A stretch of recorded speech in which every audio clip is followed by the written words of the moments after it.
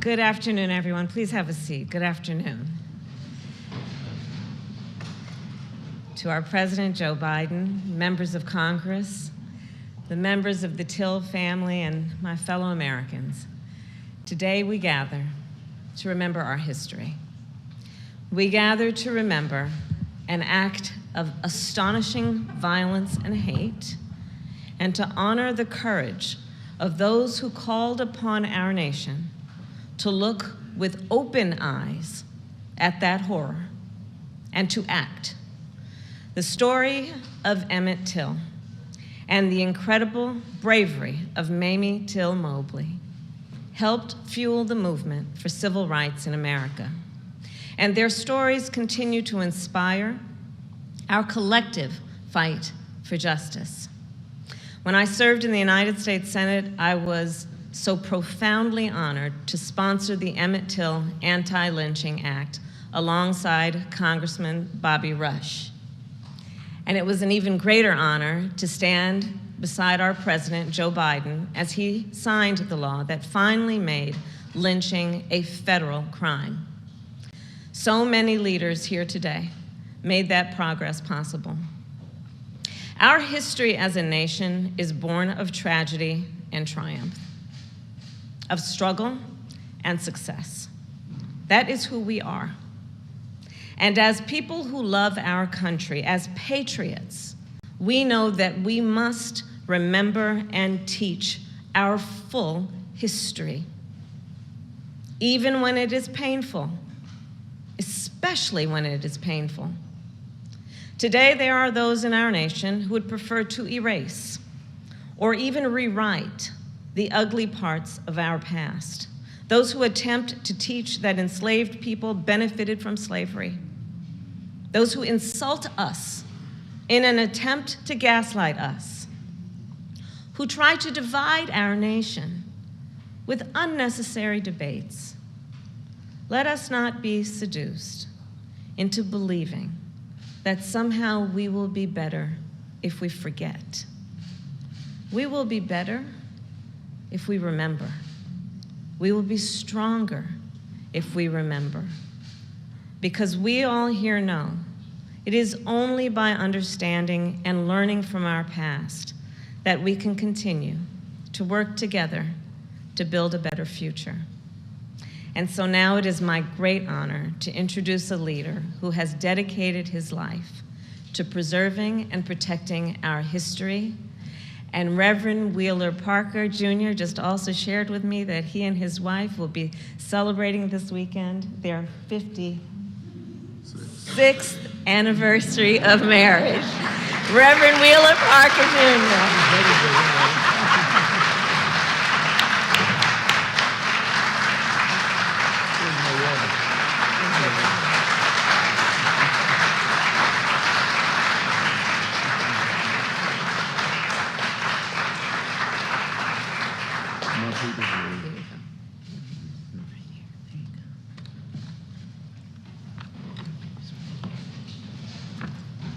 In fact, we were married 56 years on Sunday.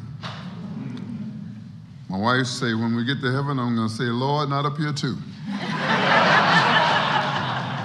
I see we have a whole lot of amens to that. I'm truly humbled by this honor. You see, I was born in Mississippi. I spent my early years as a sharecropper and was focused upon filling up a 9-foot sack. Focused upon my quota, not making history, from the outhouse to the White House. From a time when we lived in fear to a time when President and Vice President gave us this great hope. Kept their promise by delivering. This is what America means to me. Promises made, promises kept. It has been quite a journey for me from the darkness to the light. When I sat with my family on the night of terror, when Emmett Till, our beloved Bobo, was taken from us, taken to be tortured, brutally murdered. Back then, when I was overwhelmed with terror and fear of certain death in the darkness of 1,000 midnights, in a pitch black house on what some have called Dark Fear Road. Back then in the darkness, I could never imagine a moment like this, standing in the light of wisdom, grace, and deliverance. There's something amazing you feel when you meet President Biden, like I did when he signed the Emmett Till anti-lynching bill into law. He welcomed me to this place of great power. I felt the power of his personal devotion, his devotion to justice, to equality, his commitment to keeping the promise of America. This came from his heart, from his soul. God bless you, President Biden, for all you have done and will do to preserve our history. Ladies and gentlemen, please join me in recognizing President Joe Biden.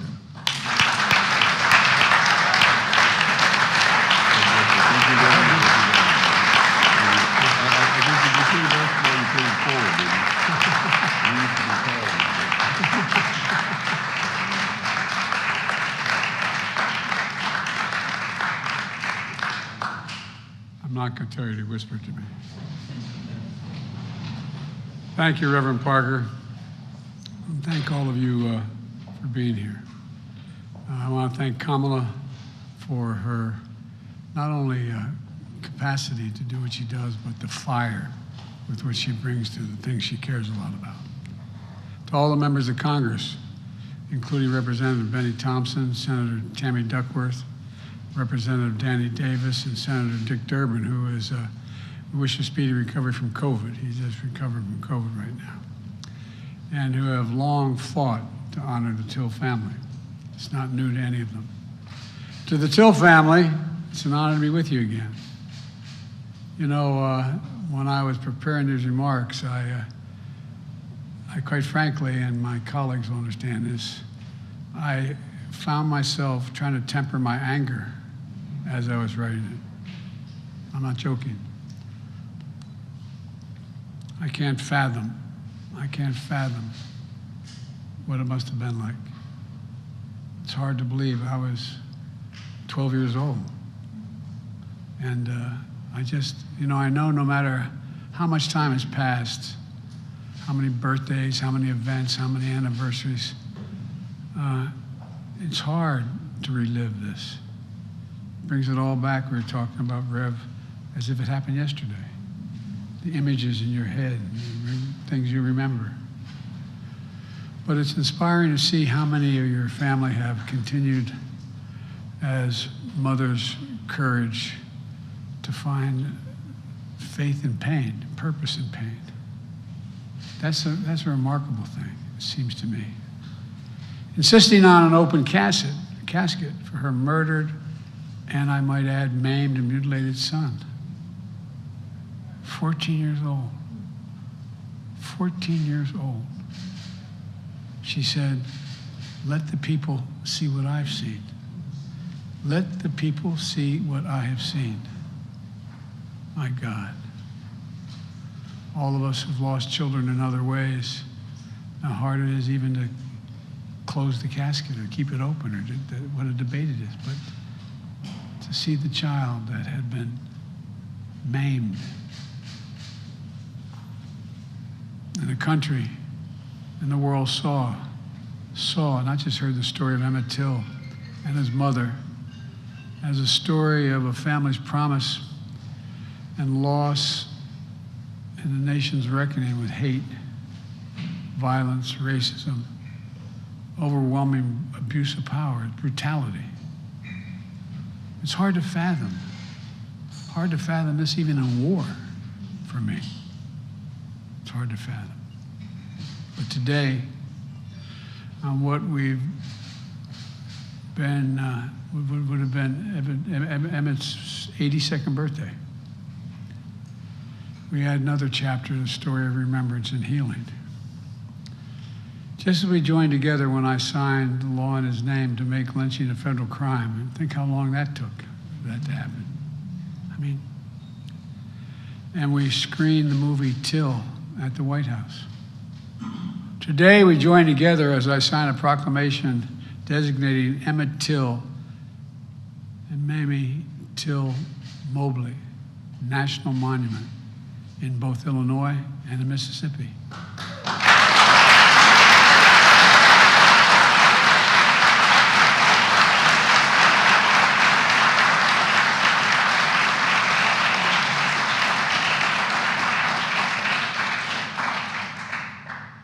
When we ended lynching as a matter of law, we talked about wanting to do this, but the support from the community has been so overwhelming. I thank the members of Congress for their support, and more than that, their leadership. At a time when there are those who seek to ban books, bury history, we're making it clear, crystal clear.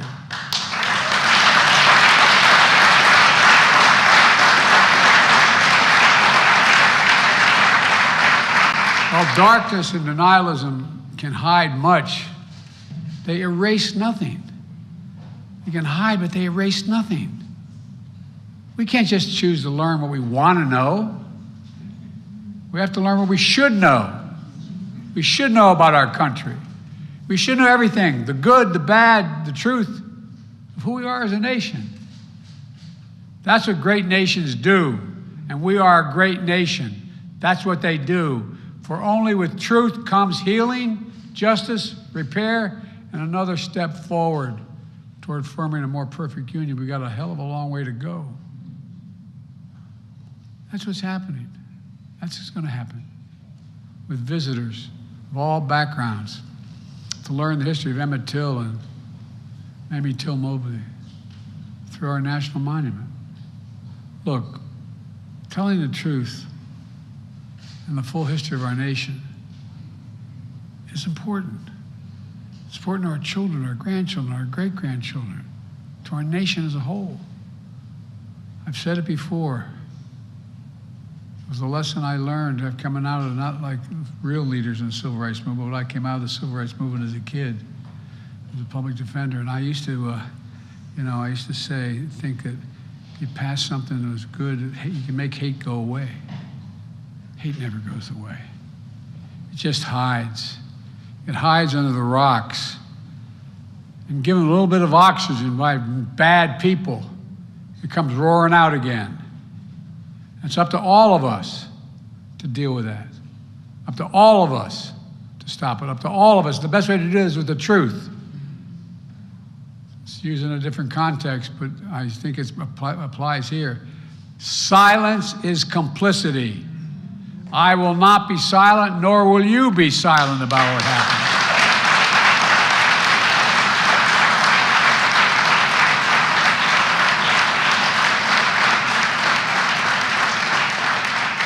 There's really critical work ahead to continue the fight for racial justice and equality for all Americans. And my administration is committed to leading a path forward. And I know the members of Congress here are even more committed than that. I'm going to close with this.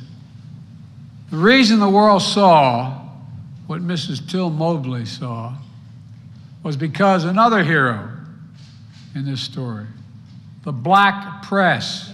Oh, I'm serious. Jet Magazine, the Chicago Defender, and other newspapers and radio announcers who told the story were unflinching in the bravery with which they told that story, making sure America saw what they saw. Ida B. Wells once said, quote, "The way to right wrongs is to turn the light of truth upon them. The way to right wrongs is to shine the light of truth on them." Well, that's our charge today. By the way, parenthetic, do you ever think we'd be talking about banning books in America? Banning history? I'm serious. To the Till family, to all of you here today, I thank you for your courage, for never giving up. Never giving up. And before I say even what's more is on my mind, I'm not going to leave this podium.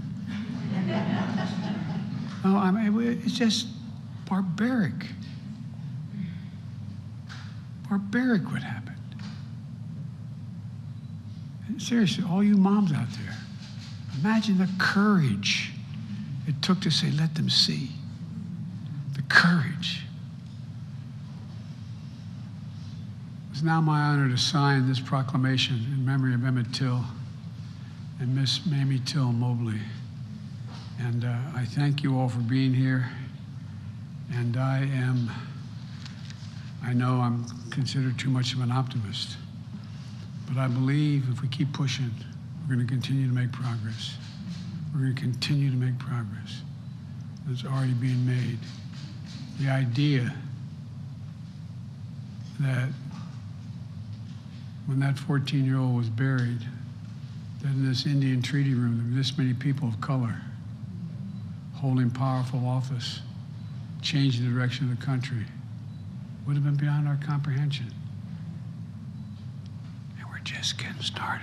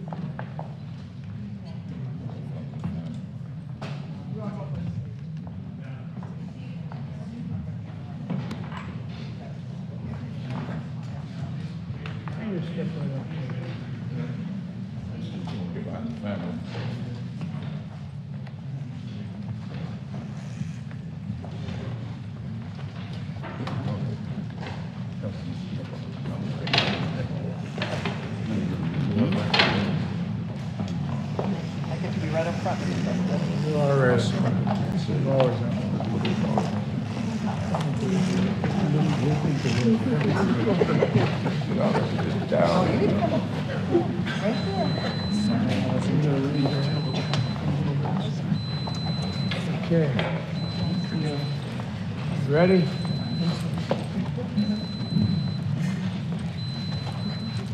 The proclamation I'm signing establishes the Emmett Till, Mamie Till Mobley National Monument.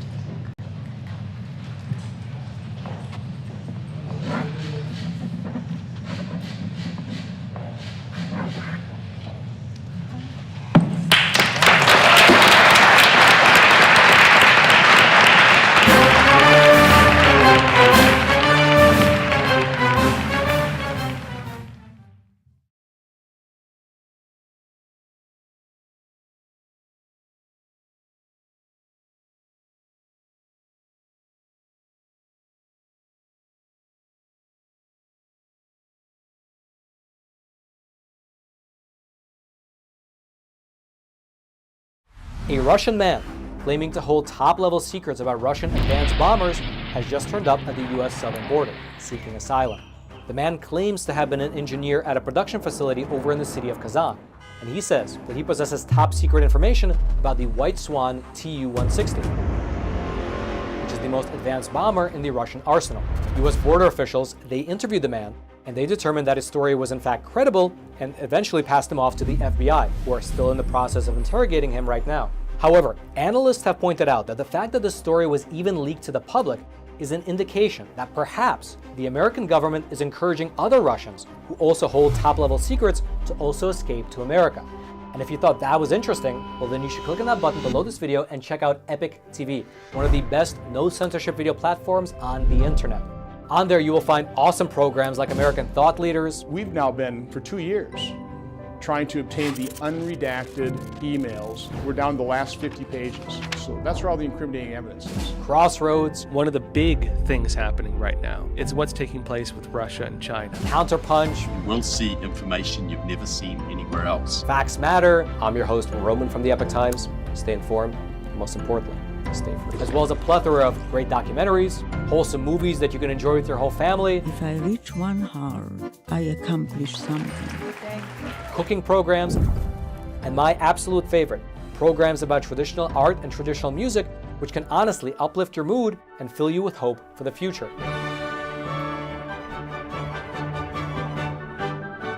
And the best thing about Epic TV, at least in my opinion, is that there's no corporate backing and there's no allegiance to some anti-American agenda. How dare you come to this peaceful community and try to scam these people? What the hell are you talking about? But rather, it's just good, honest, wholesome content that's based in truth and tradition. I saw him. It was incredible. Something that you can actually sit down with your whole family and enjoy, knowing that some ideology is not about to be pushed upon you. And who's fighting it? We're fighting it here at Epoch Times, and we need to keep bringing you the news. And so again, if you'd like to check out Epic TV, just click on that button below this video. You and your family will absolutely love it.